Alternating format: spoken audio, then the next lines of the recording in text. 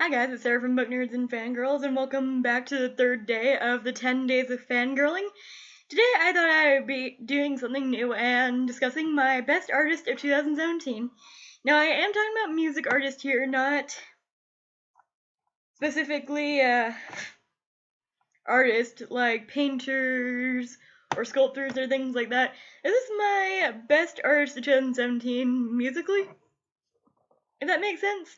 So I wanted to do that because I haven't really discussed my music taste for you guys on here. So I thought it'd be a fascinating idea to put these in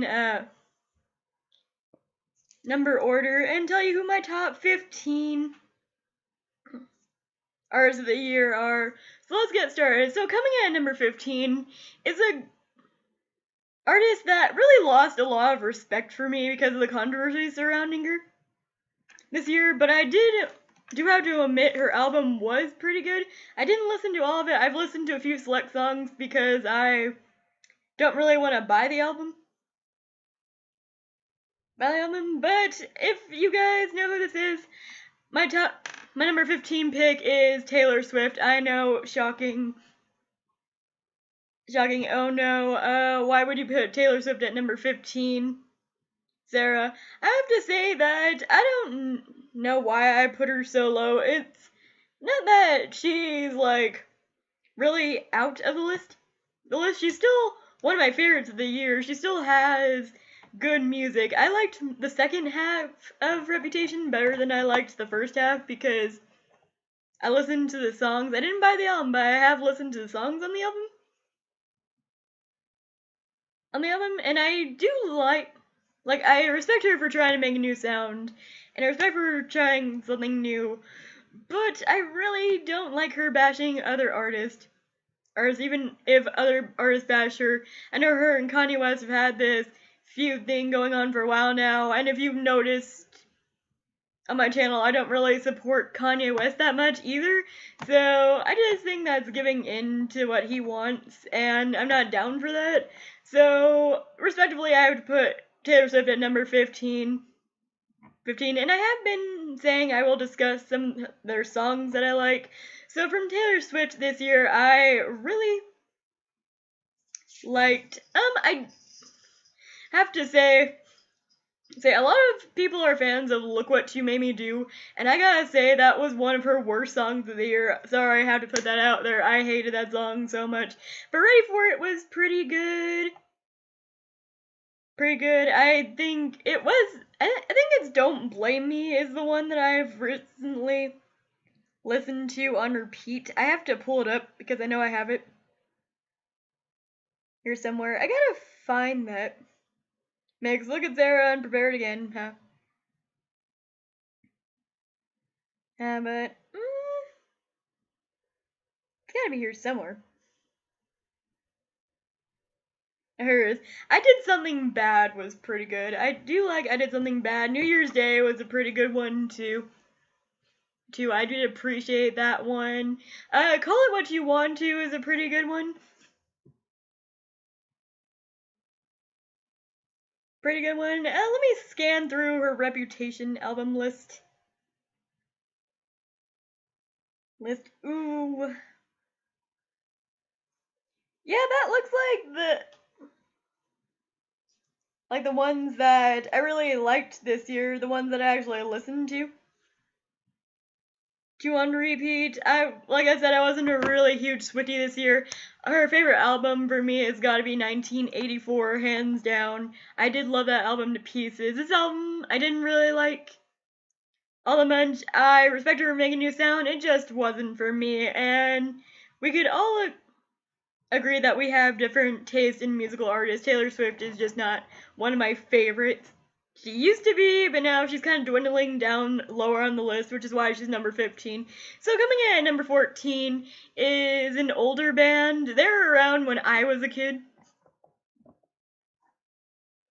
And that's Skillet. Skillet is a Christian rock band, and I love them to pieces.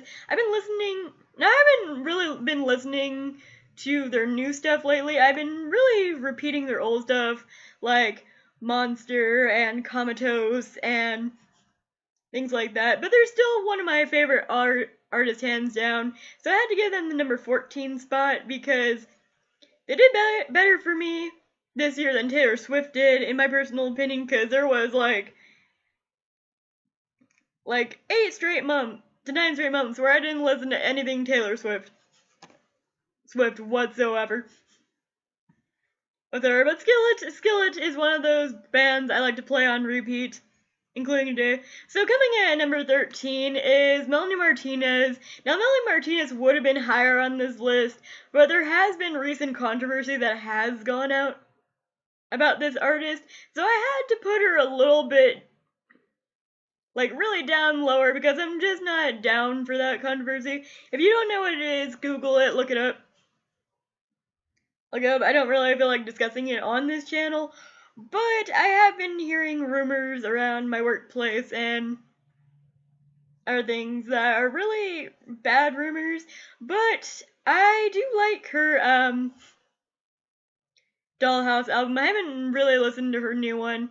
I love Dollhouse, I love Taggart, I love Milk and Cookies, Pacify Her, Mad Hatter is one of my personal favorites. And there's no real Melanie Martinez song that I don't really hate. It makes me sad that this controversy about her came through. Hopefully it's false. Hopefully it's not what it says it is. But we'll see how I feel about her in the upcoming years to come. So coming in at number 12 is an artist that's been around for a while, and that's Selena Gomez. I applaud Selena Gomez for being so strong. She's battled lupus this year. She's gotten a kidney transplant. Yeah, transplant. Oh well, focusing on her career. So I had to give her a spot on this list. She's not one of my personal favorites. I wouldn't say that. Some of her music is hit and miss for me. This year, I didn't really, at first, I didn't like Bad Liar, and then it caught on, and it was so catchy afterwards. Fetish was, one of my favorite songs, and I do like Wolves, with her featuring Marshmello. Now, besides those 3 songs, though, I couldn't really tell you Selena Gomez songs. I did listen to Hands to Myself for a while in 2017, so there's that. So I applaud Selena Gomez for trying new things with her music as well. And she did them a little bit better than Taylor Swift, I think, my own personal opinion, like I said. So coming in at number 11 is a surprise for me, because I didn't used to like them, but now I do, and that's Imagine Dragons. I just believe that their sound has been getting so much better. I love Believer, I love Warrior, I love Thunder. Those 3 songs I played on repeat. I know there's another one. I can't figure it out. Figure out to save my life, though. Oh, it's I'm So Sorry is that one. And Dream, I love Dream. It was featured on the final trailer of Vampire Diaries, and I loved that one. I was constantly listening to it on repeat until the Vampire Diaries series finale came out. So Imagine Dragons, they did really good this year with their music. Even their older music seemed to resurface. Because I know Warrior is a little bit older than most of their singles, so there's that. So coming at number 10 is my sweet, lovely Sam Smith, who has the voice of an angel. I just love him to pieces. I haven't really listened to a lot of songs by him this year, but he had to be on this list because Good at Goodbyes was really on point. I loved it so much. I related that song so much, and Like I Can is also a pretty good song. So is Leave Your Lover, and of course Latch. I can't forget Latch. And Lay Me Down, and he just has such a great voice, and he's awesome. Awesome. So coming in number 9, we sadly had to say goodbye to the lead singer of this group this year. It was either this year or last year. I think it was this year, and that is Linkin Park. I know they're not making too much material now because their lead singer has died via suicide, but my heart goes out to this band, and Heavy was one of my favorite songs of 2017, and it meant so much more afterwards, after knowing that. It was so much sadder and left so much more of an emotional impact. It just sucked that the lead singer died. I was so sad when I figured that out. I couldn't listen, I still can't listen to Linkin Park, guys, without crying, knowing that the lead singer is no longer here anymore. So on a happier subject, coming in at number 8 is Fifth Harmony. Now, Fifth Harmony was had a major setback this year, I believe. This year or last year, with the loss of one of their lead singers, Camille. And while Camille has been making a huge splash in her new genre of music, I still believe that Fifth Harmony came back really strong this year. This year I had to applaud them for their bold move to go from pop to popish rapish. I think it's actually R&B or hip hop. I can't remember the genre. But God, guys, I have so many songs from them that I listen to on repeat. I listen to Messy. Messy is my favorite one. I have to pull out my ultimate playlist because they're on there.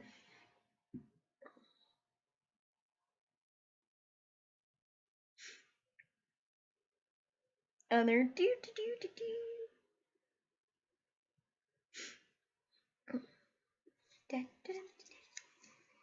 Hold, please. Oh, Kill 'Em With Kindness by Selena Gomez was a good song too, now that I'm looking at my playlist. Where is it? Sorry guys, I just feel like I am taking up everyone's time with this. Let's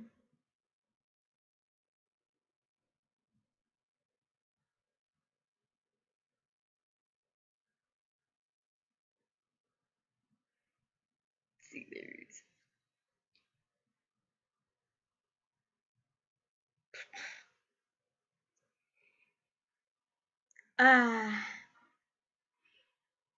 really frustrates me that I can't find this sooner for you guys. Should have been more prepared, but unfortunately I wasn't. I listen to a lot of music. I really do. And if I could figure out which playlist I put it on. But that would be nice. I think it's on my Dance It Out actually, because it's got a lot of dance songs and beats to it.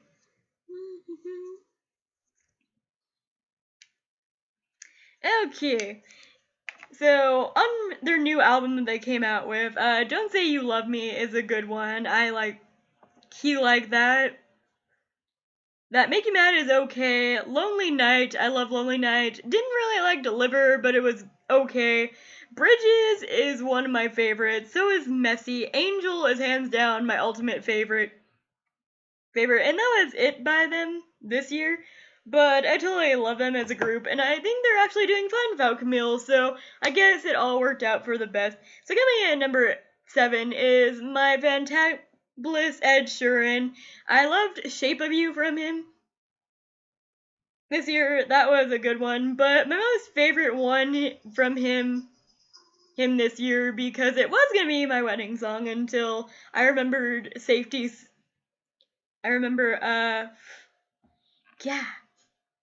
Never Stop by Safety Suit actually became my wedding song. But Perfect by Ed Sheeran was amazing. I loved it so much. And Endgame with him and Taylor Swift was actually a pretty good one too. But Ed Sheeran is my baby. I love him so much. So much. He's like Sam Smith in the way he has a voice of an angel, and I just can't even misviv for perfect. Perfect, guys. I just can't even. So number 6 is a band that wrote a very impactful song. I only know one of their other ones called Anxiety, but this song left such an emotional impact on my life that I just had to put this band at number 6, and that was Logic. Logic with 1-800. 800. And this is a song about suicide and feeling like you're just not good enough, and you can survive and you will survive and things will get better, and it's a song that brings such hope and such amazing lyrics, and it makes me mad that it's not like the most popular song of the year. In my opinion, it should be, because it's a song with a great message, and I love songs with great messages. Messages. So, coming in number 5 is a girl that made a major comeback after, I think it was a 3 or 4 year hiatus, and that is Kesha. Now, Kesha, we all knew Kesha had that lawsuit with her old manager for sexual harassment. She lost, even though she had legit proof that he was sexually harassing her. And it was just like, it was one of those moments where every celebrity just came together and said, wow, that's majorly fucked up of the judge to do. So she came back with her own album after this guy said he would put her out of business and she would never be great again. And gotta say, she's a lot better without him. Like, I liked Kesha growing up. I thought her songs were okay, but they never really stuck with the meaning behind the songs. Usually when she tore down all the instrumentals and the loud party vocals, she was actually really great, and some of her more softer songs are the ones that I enjoyed the most. So the ones that I love for her this year are, of course, Praying and Learn to Let Go. And I believe the song is called Rainbows. As well, those are my 3 favorites. But guys, the top 5 were such hard picks to pick. Because I love all these artists to pieces. So coming in at number 4, he made a huge splash, in my opinion, this year. I heard him on unsurprisingly, one of my multi-fandom videos that I always watch because I like multi-fandom. And that's NF, also known as Nathan Ferguson. Like, I didn't know I was missing out on him until I knew I was really missing out. Apparently, he's been in the business for like 5 to 6 years, and I've just barely started to notice his music. Like, how sad is that, y'all? Now, it's a little bit of a different style than what I listen to on a daily basis, but I love a lot of his songs. When I'm just in a really crappy mood and I'm really down on myself, I will put on his music because his music inspires me a lot and lifts me up. And he's a rapper that raps about a lot of important issues. And I dropped my phone, guys, because my cat's playing my shoestring over here. But he talks about very important issues in his music, which I feel like a lot of artists should start doing a lot more of instead of sex, drinking, and partying. Because those songs, while massively entertaining, just don't really do it for me anymore.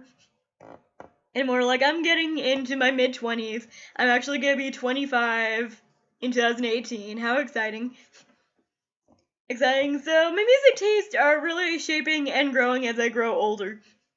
So from Nathan Ferguson, also NF, I looked down on my list. All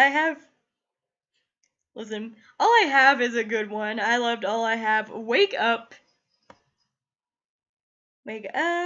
Notepad is also a good one. My favorite one by him has gotta be hands down Paralyzed. I cannot even with that song. It's just so on point. Can You Hold Me is a good one. Therapy Session is also a good one. How Could You Leave Us is also one of my favorites. Breathe, Real, Oh Lord, do do do, Wish You Wouldn't. And yeah, I think that's it from him. So far. So far, I haven't listened to his new album that just came out, so I can't really say anything from his new album. Yeah, If You Want Love is a good one, and so is Dreams. So I like those ones. But he's definitely making a splash as one of my new favorite artists that I've listened to this year. So coming in at the top 3, let me tell you how hard it was picking the top 3, guys. This is like picking between 3 of my children. Like, I don't have children, but if I did, it would be kind of compared to that. It's like picking children. Guys, it was so super hard, but I had to do it. So coming in at number 3 was, of course, Panic at the Disco. I absolutely love Panic at the Disco. Emperor's New Clothes was my jam this year, as well as Miss Jackson. I got into a lot of their new stuff and a lot of their old stuff, and New Perspective is definitely one of my favorite ones from them. From there, of course, we can never go on with Lying is the best time a girl could have. That one's a good one, and I Write Sins, Not Tragedies, always a classic from them. Ooh, I really like Boys Girls too. And I know I'm forgetting one, and it's frustrating me. Do I know one? Because Panic at the Disco is one of my favorites.